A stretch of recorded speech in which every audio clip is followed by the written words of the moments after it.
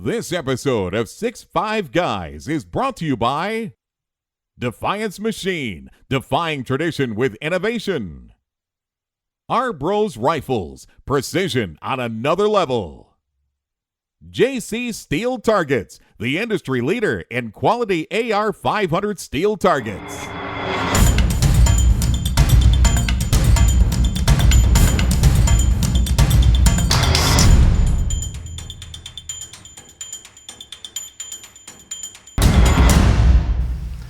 Welcome to 6'5 Guys. I'm Steve Lawrence. And I'm Ed Mobley, and we have a special guest with us today, Gavin Gear of Ultimate Reloader. Great to be here with you guys again up at the Ultimate Reloader Outpost. Absolutely, we love this environment.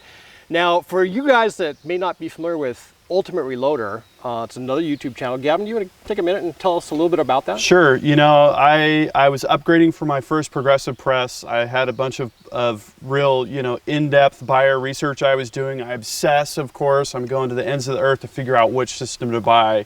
I finally decided which one to buy, and I thought, what if I created a bunch of resources for folks, specifically around progressive reloading equipment, pros and cons, giving people guided tours, that kind of a thing. So it's grown since about 2008. Now we have over 7 million views, over 26,000 subscribers, and we're just starting to do more shooting. That's kind of where you guys came into the picture. And yeah, I love to talk equipment. I love to talk reloading. It's kind of what I'm all about. So Gavin, that's a nice segue into today's conversation, because for members of our audience, you've seen our article and our video on precision from a progressive. Yes. Essentially, we've established that you can load match quality ammo from a progressive reloader. And of course, match quality means different things to different people. Yeah. It does. It does.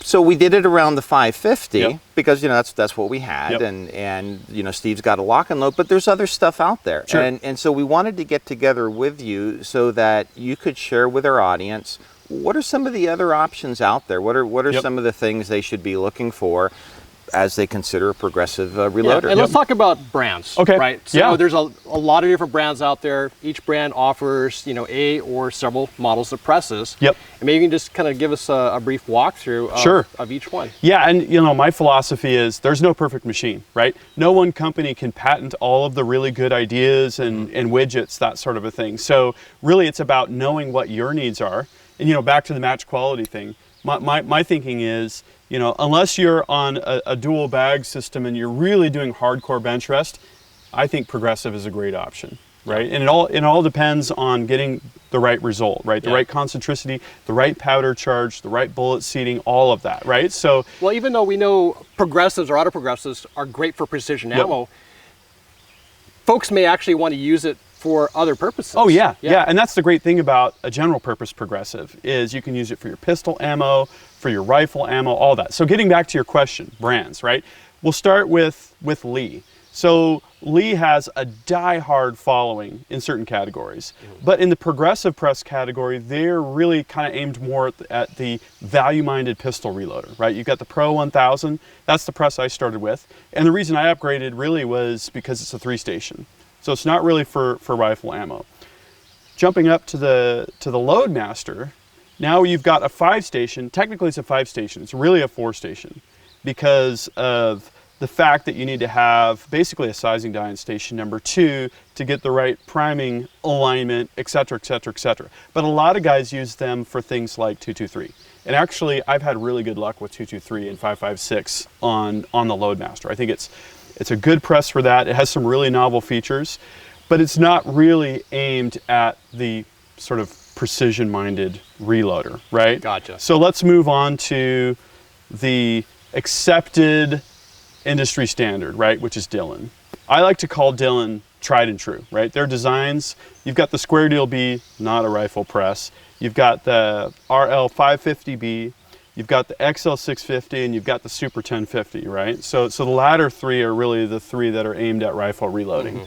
They haven't really changed their designs a whole lot in the last 20 plus years. So that's both a good thing and a bad thing, right? They've got designs that work and they're really aimed at high volume, right? Like for pistol loaders, IPSC shooters and whatnot, everything's on rails, right? When the case feeder drops the case in, it's riding rails into the shell plate. It's not going to fall out. It's got the brass pins, everything's locked in, right? So in general, with the Dillon equipment, it tends to run really smooth. But when it comes to changing from one cartridge to another, primer sizes and all that, it's not as adaptable. It's also a little bit more expensive. So I think the RL550B is a good general purpose press. It doesn't auto index, which gives you a little bit more flexibility on your rifle cartridge length, right? It's very simple. It's got a small shell plate diameter, which means less flex in the plate. So the 550 is a good general purpose press, but it does have the limitation of only having 4 stations, right? So we talked about the 550. Yep. 650 and 1050. Yeah. If we're going to shoot precision rifle ammo, Yep. if you want to actually step up, spend the extra bucks to kind of get the full-blown, auto indexing press, Yep. is that the route to go? I mean, what are sort of the considerations there that you should weigh?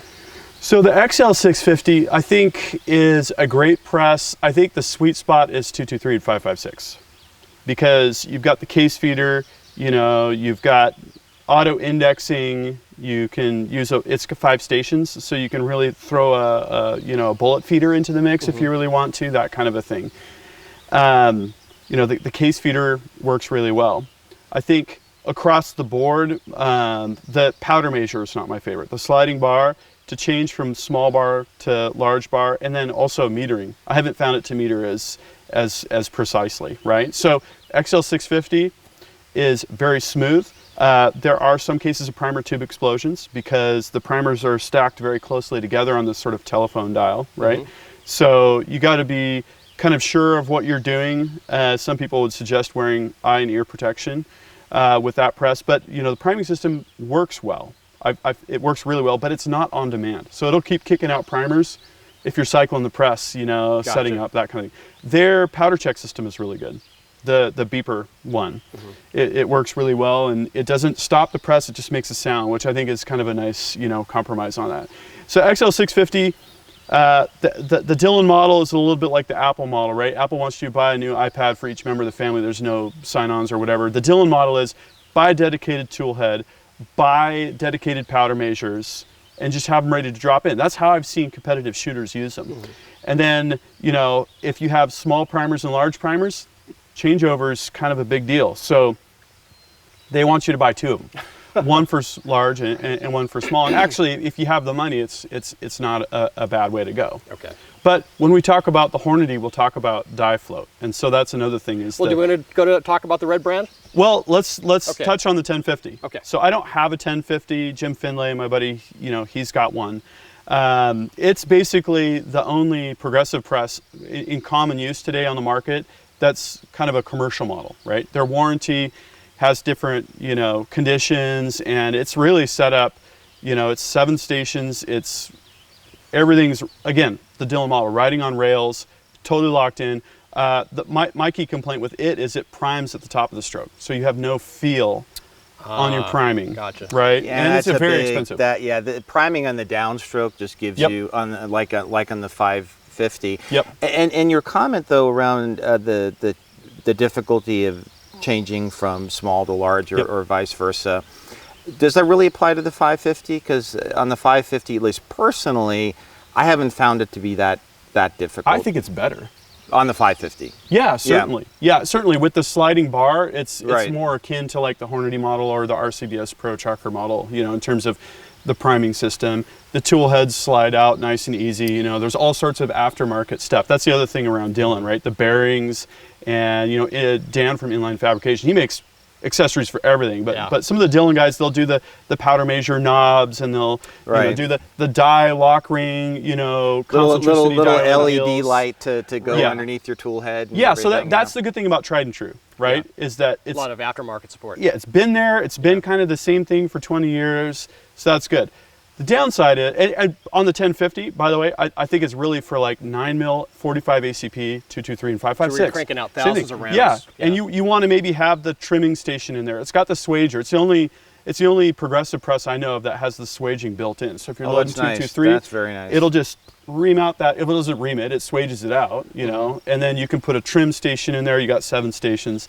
Anyways, you guys are really about precision long range shooting, right? And the 1050 isn't really the best tool. I think of the Dillon lineup, the 550 is the sweet spot. And in your comments so around primer explosion and detonation, does that apply to the 550, or because No. it has a sliding? No, you got that safe distance, right? Getting back to the Lee presses, they have a plastic track where the primers slide down all next to each other. So there's a whole discussion. There's an explosion shield that Lee sells. It's kind of the same concept. If you have primers sitting all in a row, Sympathetic. it could light up. Right. Yep. Okay. Yeah. Like a line of gunpowder, Right, you right, know, on yep, the ground or right. whatever. So let's move on to Hornady. Hornady has the lock and load AP, right, which is the new version of the projector. It's a design that's been around for quite a while. The lock and load AP, when it came out, it really upped the ante, right? They went to the lock and load bushing system. That's where the name comes from. And I think you from run a- a lock and load, right? I do, and I think from a price standpoint, they really hit a sweet spot in the market because they offer quite a lot of value in terms of what you get. Yep. And to get loaded is just icing on the cake, Yep. right? Like I think when I got my press, it was around 500 free bullets or something like that. Yeah, and you mentioned those die bushings, Yeah. and the thing I like about them is our audiences recall, we've talked about putting an O-ring on the die and how that allows it to float. Yeah. But what's nice, what I've noticed about those Hornady die bushings is they float's also built in. Yeah, The float is built in. and so Yep. that's really nice. Yes. It's not only nice from that standpoint, it's really freeing to be able to, like if you've got the RCBS lockout die and it locks out, just to pop it out. When you want to empty your powder, you just pop it out and then dump it and put it back in. Setting up dies, I've even calibrated a single stage press with the bushing conversion kit to the same specs as my lock and load AP so that I can set up dies Moving back and forth. on the single if I want to and that kind of thing. So, but I think the other great thing about the lock and load AP is the priming system. So it's got the sliding bar, it's got a metal slider. It, in my experience, works really good with all of the primers out there. It's on-demand priming, so the primer just slides back and forth and it won't dispense a new And going one. between the big and small is a real easy change. Big and small, yeah, you pull the punch out, you pull the dispenser off with the tube, you drop the new one off. So like with the Hornady lock and load AP, I think you don't need two presses, for one thing. Now, is it nice to have two dedicated powder measures? Absolutely. And I'm actually working with Mid-South Shooter Supply on a kit because Hornady doesn't offer a case-activated powder measure. You have to buy their bench powder measure and the case-activated linkage separately, and people are always wondering like what to do. So anyways, the ultimate setup with the lock and load AP, one press, two dedicated powder measures, one with the rifle rotor in it and one with the pistol rotor in it. Yep. So I think the lock and load AP is great for precision loading. It dials it in with concentricity. If you're using the right dies, right, with the sliding collar, like the Redding competition seating die or the Hornady rifle dies, that combined with the die float, I've had super excellent results where, when I measure the bullet run out, it's the needle swinging plus or minus 1,000th, right? And that's pretty good. And so with the Hornady, unlike the Dillon where you have things set up on the tool heads and they've got little keepers and stuff for the tool heads. Yep. With the Hornady, you're basically just taking off individual dies and powder measures. And they fit in their die boxes. If you buy the Hornady dies with the bushing on it, they fit in there. Now, if you got Redding dies or any other brand, they're just based on that 7/8 diameter, the 14, right? So you have to kind of like have them sit on top or whatever. And I'm working out some creative storage solutions based on that. Last thing on the Hornady, though, that I think is really worth mentioning for precision rifle is the powder measure is amazing in terms of its consistency. Absolutely. And I'm metering tough powders and all that. Any comments on the bullet feeder system or the case feeder? Yeah, I think the case feeder is not quite as smooth as it is on the Dillon. It's louder. The cases get stuck at the top a little bit more, and you can have cases that bounce off of the transfer bar area. Having said that, it does work really good with 308 and 223. So for your precision rifle guys or whatever, I think for that class of bottleneck cartridge, it works good. Okay. So it's a good option. The Hornady rifle bullet feeder is excellent. Good to know. So moving down the alphabet a bit to R. Yes. Big green. Rock Chuck bullet swage, right? Yeah, RCBS. So They've let's talk. introduced two new ones. Yeah, let's talk about that. Yeah. Yep. So I've run the Pro 2000, just as background info, that was their previous 5-station. They also have the Piggyback, which I don't have experience with, but it's a 4-station, you know, it's not as popular. Pro 2000 had the APS priming system. Yes. Which has those preloaded plastic strips. Yes. Which was really good to work with from an ease standpoint. Right. There are some issues around the priming system, but really quick to switch over. All you have to do is pull the punch out. It's cast iron and Uniflow powder measure. It's kind of very similar to the Hornady, right? So in the last year, I've moved over to the Pro Checker 5 and the Pro Checker 7.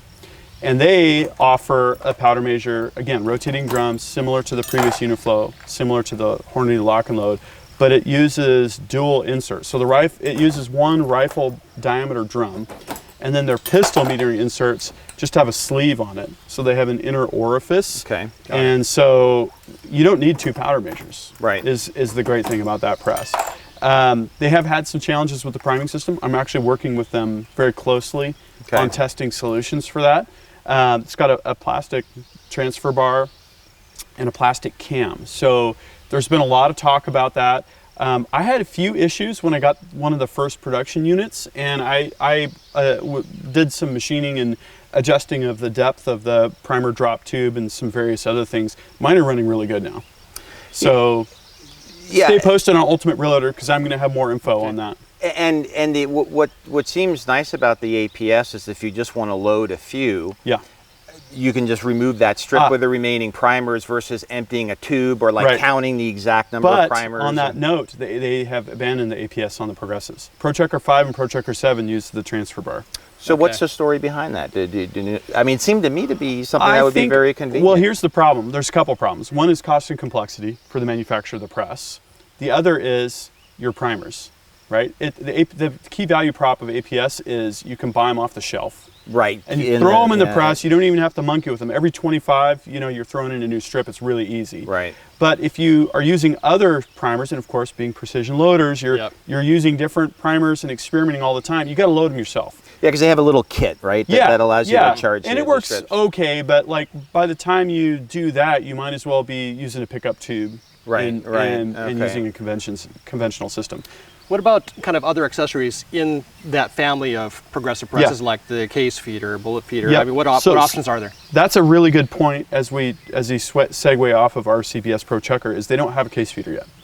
And so for some guys, that's kind of a big issue. For reloading rifle ammo, I kind of like to keep it simple, to be honest. I kind of like to not use a case feed system because I'm doing a lot of different switchovers and stuff like that, and it's kind of added complexity.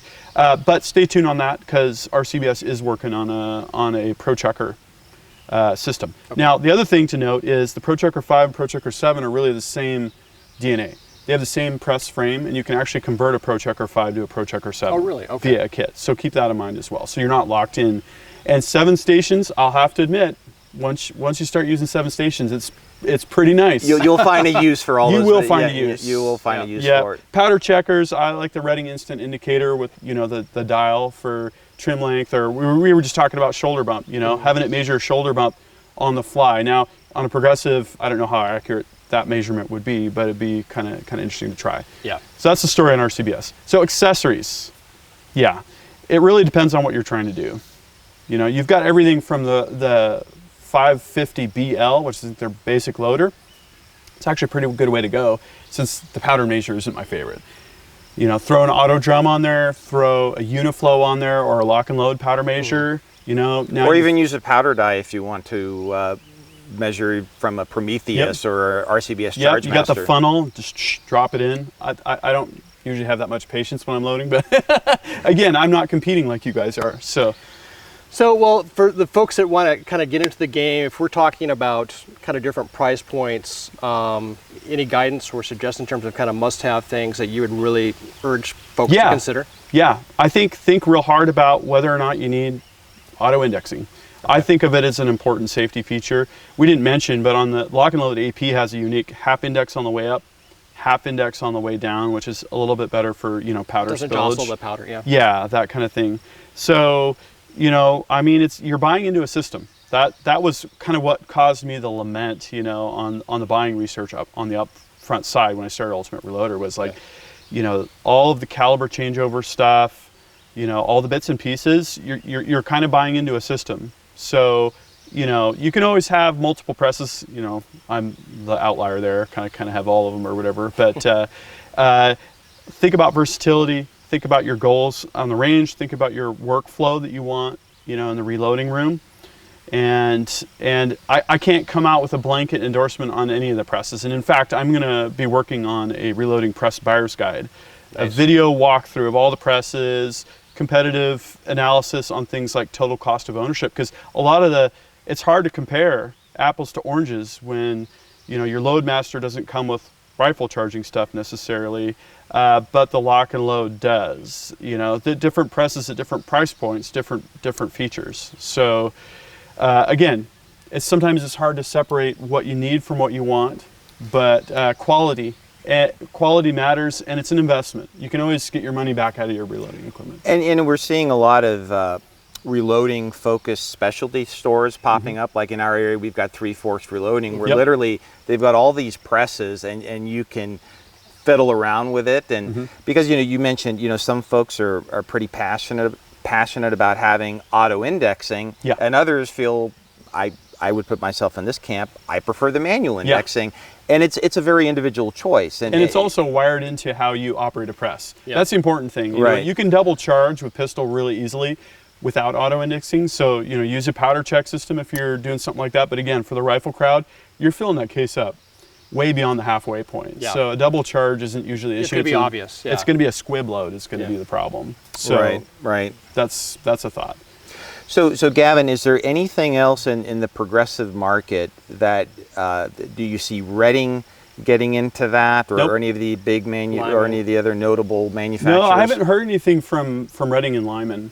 And one of the things that I haven't really seen yet is a progressive press that is specifically dialed in for precision. So ultimately, at the end of the day, it's a little bit like someone asking, "What's the best carry weapon?" The answer is it depends. Right? Totally the answer depends. is it depends. It depends on you. It depends on your budget. It depends on how long you're going to keep it. Like, there's just so many factors that you can't say, "Here's the one right tool for the job." Yeah. It's funny because, like, on carry, I mean, I've seen people passionately argue that the Draco AK-47 pistol is a great carry option. It's like, that just illustrates just the diversity of opinion. Even so going back to the auto indexing thing, even if you think about revolver versus autoloader for home defense or for carry or whatever, you can't say one's better. One's more complicated to use. Like one is less capacity, but is simple for anyone to operate. And again, with the progressive presses, it kind of boils down to that. But at the end of the day, with motorcycles, I like to say, ride what you got. Right? So it kind of doesn't matter, but it does. So don't worry. Just do some research, watch some videos on Ultimate Reloader, do some talk to your friends. Well, it's interesting. Right? I mean, like when I bought my auto progressive, 40 the AP, a guy was getting out of it. He was actually, he started with that press. Yep. He had a number of shell plates and accessories to go along with it, and he wanted to move up to, I think, a Dillon 650 or 1050. So he was going to go ahead and sell out of that system and move on to something else. So I got it at a Stihl. So, those presses become available, and that's how I got into it. And I use it for some of my precision ammo and even some of the bulk stuff. Yep. So try before you buy is good. If you have a friend, try out their presses. And I would say don't be afraid to start with the progressive either. Yeah. You can operate them like the 550. It doesn't auto index, so you can use it like a single stage. The Hornady, it's got the case retention system on the outside. It's super easy to pop cases in and out wherever you need to. So again, you can use it like a single stage as well. And for those getting started, the best press is the press you have right now. Right. Exactly. So get started. And I'm glad you shared your story on the lock and load, because I originally just bought the Dillon 550 for pistol, and I didn't think that it could do real precision ammo, but it was just taking me so long on the single stage, and I started experimenting, and I was just pleasantly surprised, because I thought I'd have to do all these modifications that David Tubb did, but I didn't. I mean, and it's just loaded terrific ammo. Yep. So Gavin, once again, appreciate you having us out here. Absolutely. And it's always fun sharing this information with your audience. Now, for you guys that want to check out his YouTube channel, it's GavinTube. Is that That's the official name. You can also go youtube.com/Ultimate Reloader. That'll take you there as well. awesome? Yeah. Again, Gavin, thank you for inviting us out here to your retreat and your hospitality. We really appreciate it. And for the folks in the audience, remember, life's an adventure. Stay on target.